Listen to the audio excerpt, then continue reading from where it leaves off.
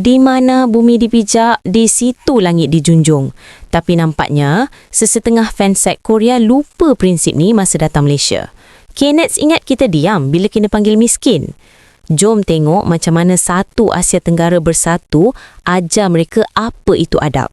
Semuanya bermula di Axiata Arena masa konsert band Day 6 pada 31 Januari lepas. Beberapa fansite master dari Korea kantoi bawa kamera profesional yang jelas-jelas dilarang oleh pihak penganjur. Bila penonton tempatan tegur, mereka bukan saja tak terima, malah makin melampau.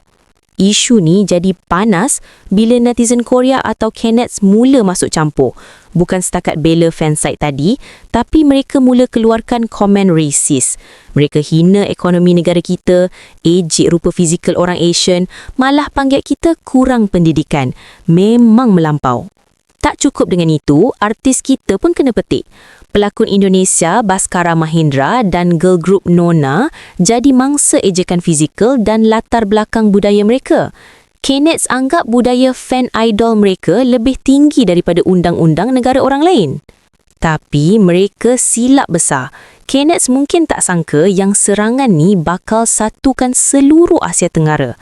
Di bawah tanda pagar #SEABlinks, netizen dari Malaysia, Indonesia, Thailand sampai Filipina bergabung tenaga untuk ganyang balik keangkuhan mereka secara digital.